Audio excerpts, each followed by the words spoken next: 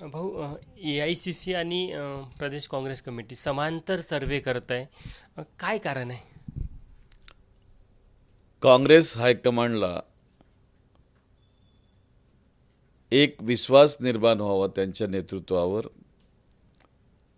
आणि त्यामुळं निवडणुका आल्या की त्या निवडणुकांमध्ये त्या प्रदेशामधली स्थिती काय आहे त्याचं स्वॉट एनालिसिस व्हावं आणि त्यामधनं जे काही चांगलं वाईट जे काही समोर येत असेल त्याची माहिती करून घ्यावी म्हणून काँग्रेस हायकमांड AICCच्या माध्यमातून नेहमी एनालिसिस म्हणून असल्या प्रकारचा सर्वे करत असते. तद्वतच प्रदेश काँग्रेस कमिटी जी असते त्यांना अधिकाधिक जागा आपल्या कशा निवडून येतील, आपली संख्या कशी वाढू शकेल, त्यासाठी आपण काय करावं, कुठं आपण कमी पडतो, या सर्व बाबींची मीमांसा करायला सुद्धा सर्वेची आवश्यकता असते. त्यामुळं दोघेही आपापल्या पद्धतीनं त्या ठिकाणी वेगवेगळ्या एजन्सीज नेमून सर्वे करत असतात आणि त्या माध्यमातून त्यांचा जो मध्यम मार्ग असतो की दोन्ही सर्वेचा दुवा काय असेल आणि त्याच्यात काय चांगलं घडू शकते यावर विचार होऊन आम्ही निवडणुका लढवण्याचा प्रयत्न करत असतो.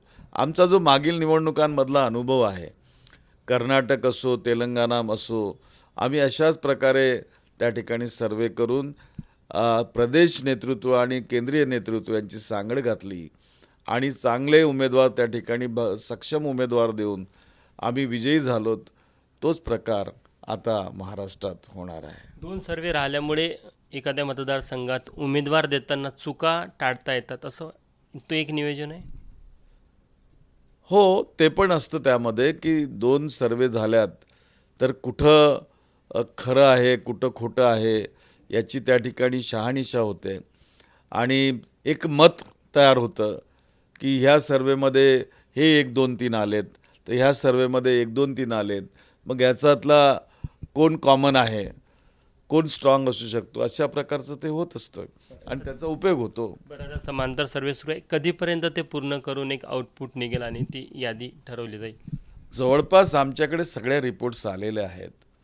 तरी सर्वे हा असा विषय आहे की निवडणुका होतपर्यंतसुद्धा चालत असतो आणि निवडणुका सुरू झाल्या तरी चालत असतो आणि त्यामुळं ती प्रक्रिया निवडणुका संपेपर्यंत चालत असते. 288 जागा आहे, म्हणजे ज्या मतदारसंघात काँग्रेस लढणार आहे, या व्यतिरिक्त इतरही मतदारसंघामध्ये सर्वे केले जात आहे. 288 जागांमधल्या मॅक्झिमम जागा ज्या आहेत त्यावर आमच्या सर्वे चाललेले आहेत, झालेलेही आहेत आणि स्वतःचं इनालिसिस करणं हा प्रत्येक पक्षाचं काम आहे आणि ते आम्ही करतो आहोत.